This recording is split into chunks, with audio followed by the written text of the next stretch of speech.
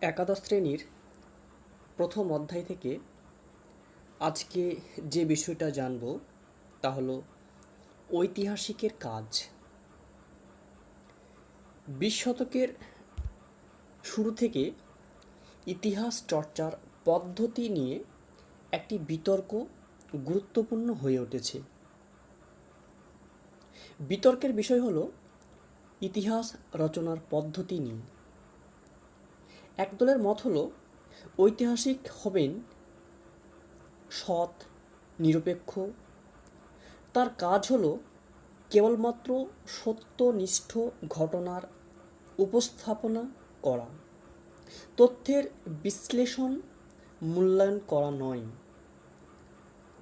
অপরপক্ষের বক্তব্য হলো ঐতিহাসিকের কাজ কেবলমাত্র তথ্যের উপস্থাপনই নয়, তথ্যের বিচার বিশ্লেষণ ও মূল্যায়ন করে নিজের সিদ্ধান্ত প্রকাশ করা। কেবলমাত্র তথ্য উপস্থাপন। বিশিষ্ট জার্মান ঐতিহাসিক লিওপোল্ড ভন র্যাঙ্কে তিনি বলেছেন, ঐতিহাসিকের কাজ হলো একনিষ্ঠভাবে ঘটনার উপস্থাপনা। ঐতিহাসিক মার্ক ব্লক বলেছেন, ঐতিহাসিকের কাজ বিচার করা নয়, বোঝা। বিশ্লেষণ অপ্রয়োজনীয়।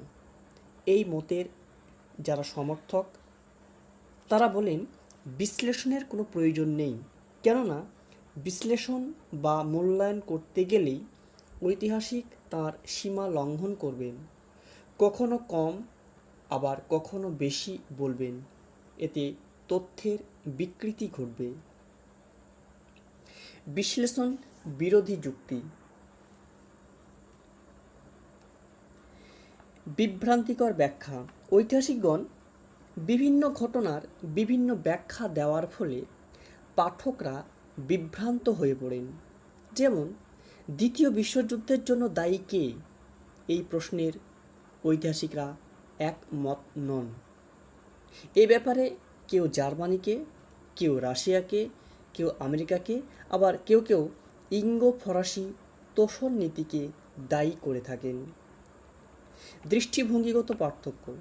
আবার ভারতের স্বাধীনতা সংগ্রাম সংক্রান্ত আলোচনায় ভারতীয় ও ব্রিটিশ ঐতিহাসিকদের দৃষ্টিভঙ্গি ও ব্যাখ্যার মধ্যে যথেষ্ট পার্থক্য আছে, ফলে ইতিহাস চর্চায় নানা সমস্যার সৃষ্টি হয়। তথ্য বিশ্লেষণ। লর্ড অ্যাক্টন প্রমুখ ঐতিহাসিকের মতে তথ্যের বিশ্লেষণ, ব্যাখ্যা, মূল্যায়ন ছাড়া ইতিহাস চর্চা অর্থহীন। ব্যাখ্যা ও মূল্যায়নের ফলেই নীরস শুষ্ক কাঠ তথ্যাদি প্রাণবন্ত ও আকর্ষণীয় হয়ে ওঠে। তাঁর মতে ইতিহাসের সবচেয়ে বড় অবদান হল মানুষের মধ্যে সুস্থির চেতনার জাগরণ ঘটানো। একমাত্র তথ্যের বিশ্লেষণের মাধ্যমেই তা সম্ভব। অন্য এক ঐতিহাসিক E.H. কার লিখেছেন যে ইতিহাস মূলত বর্তমানের চোখ দিয়ে ও তারই সমস্যার নিরিখে অতীতকে দেখা। আর ঐতিহাসিকের আসল কাজ নথিকরণ নয়, বরং মূল্যায়ন। তিনি যদি মূল্যায়ন না করেন তাহলে কোনটা নথিবদ্ধ করার উপযুক্ত তা তিনি জানবেন কি করে? বিশ্লেষণের পক্ষে যুক্তি। বিশ্লেষণধর্মী ইতিহাস চর্চার সপক্ষে প্রধান যুক্তিটি এরকম যে প্রয়োজনীয়তা। বিশ্লেষণধর্মী ইতিহাস চর্চার প্রবক্তারা মনে করেন যে কেবলমাত্র তথ্যের বিশ্লেষণ, ব্যাখ্যা, মূল্যায়নের ফলেই কোনো তথ্যের গুরুত্ব ও নানা দিক উন্মোচিত হতে পারে। কোনো বিপ্লব বা বিদ্রোহের বিবরণ পেশ করলেই ঐতিহাসিকের দায়িত্ব শেষ হয় না। এই বিবরণ মানুষের মনে নানা প্রশ্ন জাগতে পারে। অর্থাৎ মানুষকে বিপ্লবের কারণ, বা প্রকৃতি সম্পর্কে কৌতূহলী করে তুলতে পারে। একমাত্র ঐতিহাসিকই এই কারণগুলি খুঁজে বের করতে পারেন এবং এই কারণগুলির আবিষ্কার ইতিহাসকে আকর্ষণীয় করে তোলে। মৌর্য সাম্রাজ্যের পতনের ব্যাখ্যা। এতদিন মৌর্য সাম্রাজ্যের পতনের জন্য সামরিক ও রাজনৈতিক কারণকে দায়ী করা হতো। সাম্প্রতিক ইতিহাস চর্চার ফলে সামাজিক ও অর্থনৈতিক কারণের ওপর গুরুত্ব আরোপিত হয়েছে। দাহিরের পরাজয়ের ব্যাখ্যা। আবার 712 খ্রিস্টাব্দে আরবীয় মুসলিমদের হাতে সিন্ধু দেশের রাজা দাহিরের পরাজয়ের জন্য এতদিন মুসলিম সামরিক শক্তির শ্রেষ্ঠত্বের কথা বলা হতো।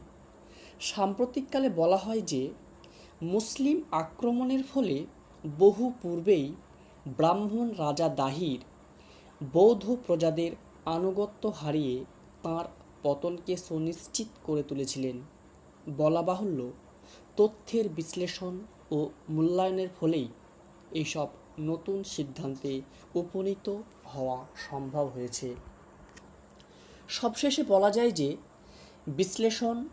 বিশ্লেষণ বিরোধী গোষ্ঠী দুপক্ষের বক্তব্যের মধ্যেই যৌক্তিকতা আছে।